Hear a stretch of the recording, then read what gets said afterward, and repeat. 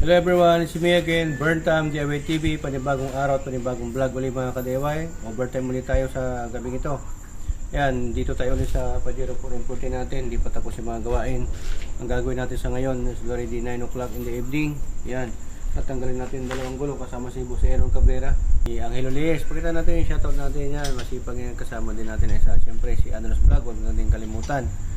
Baka magtampo, mag-subscribe sa YouTube channel at pag-follow yung Facebook page. Pasensya na, medyo pagod kaya walang power.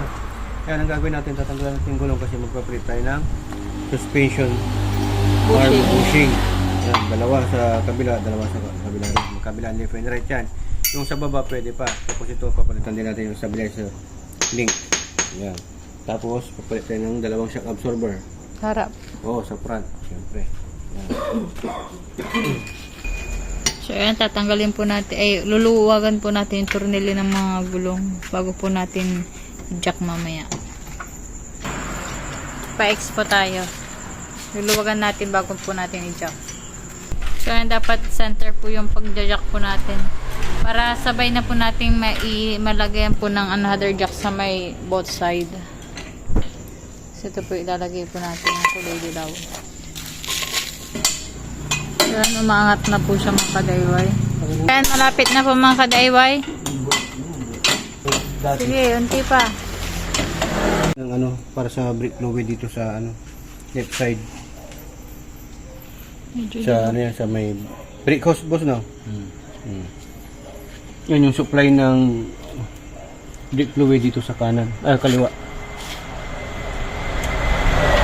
Kailangan kasing angatin yan para maitawid natin yung suspension arm.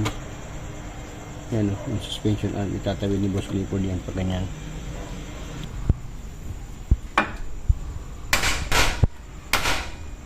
Tagayin mo. Tako na siya. Yun. Yan.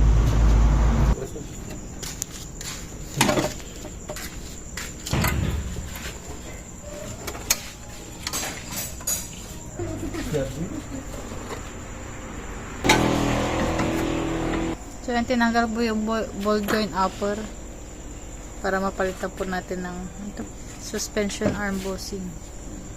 Katurok na rin mo. So, tatanggalin po natin yung bolt ng suspension arm. Masyadong matigas. Masyadong piperson. Punta mo pa kain.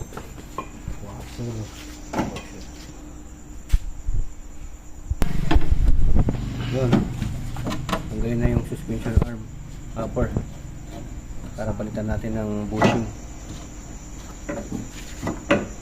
Wala ba na?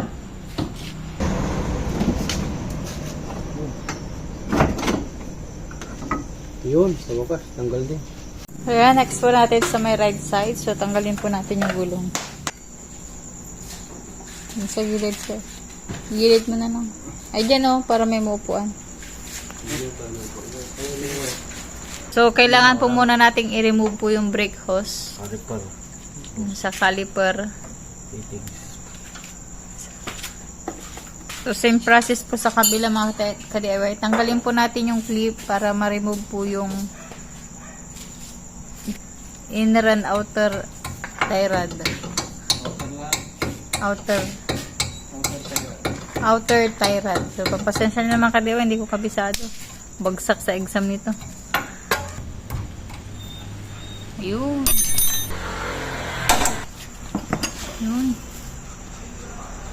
Tanggal na. Hirap pala yan. Pero glass. Inner. Para mo dyan. Kailan kalma? Walang caliper. Brake hose may taga eh. Brake hose Para caliper. sabay. Brake hose. Yung brake hose sa hose ng prino. Pag may caliper, brake hose caliper.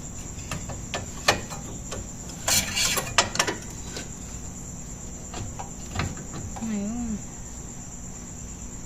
May tinatanggal sila sa may likod, sa may likuran. So, kailangan na, anong tawag niya? Itakwil.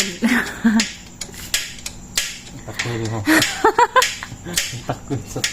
Hindi ko atin. Para at least, ano, Mga mga, kaya na. Hindi naman siya masyado nahirapan. Yes. May ano pala. May kontra sa likod. Kailangan hawakan. Yung process mo sa kabila. Same process sa kabila. So, yung gagawin po nila ng paraan mga ka-DIY Kasi para... sa conversion kasi to kaya mahirapan tayo medyo. Ayun. Para may labas natin.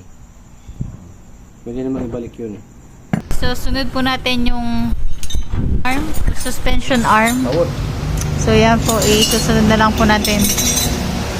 So, make sure po mga ka-DIY na ibabalik po yung mga...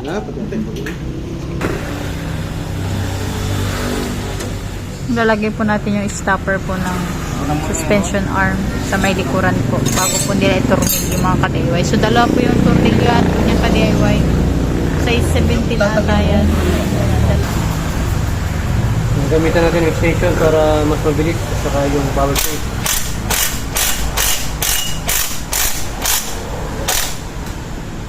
Gumagalaw nga talaga.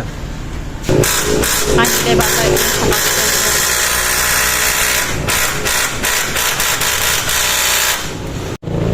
Yan, lalagay na natin yung suspension arm. Tapos yung ball joint, upper ball joint. Kargamin. parang hindi ko yun. Talagang ang patugkod ng tantan, takal sa total. Amuna yat, nagmuna itin. Ang kasi ka. Ito may na-iro eh. Galing oh. Bili kayo nyo. Yan, di ba yan? Putan. Kami di mana daan. So, lagay na po natin yung nut sa Tapos ilalim. may ano pa yan. Ito. So, balik po natin yung lock. Flashlight kung namin nasa ako. Parang parang alambre yan yung clip.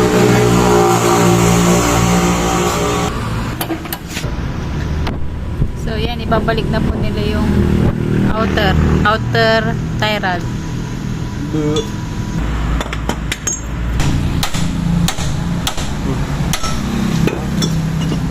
Tuloy na, total.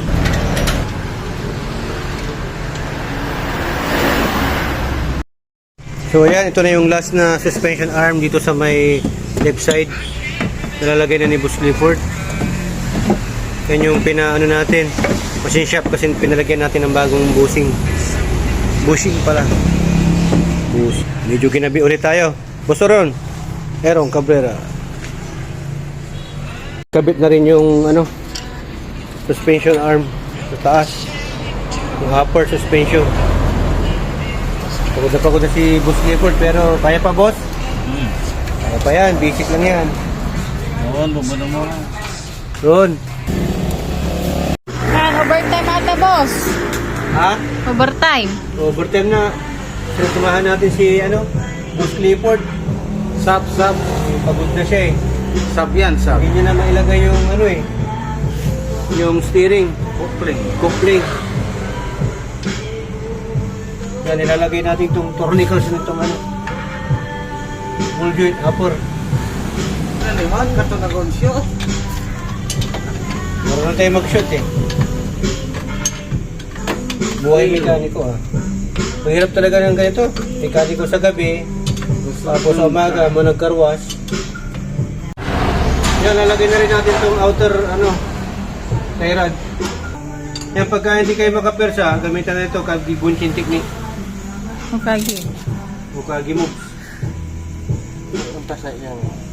Huwag natin kalimutan na ilagay yung clip. Click. So, yan, very good. Thank you po, Sir na. Yan. Tapos, natin, ipiglo natin. Okay, pupukin na lang. Ito, boss.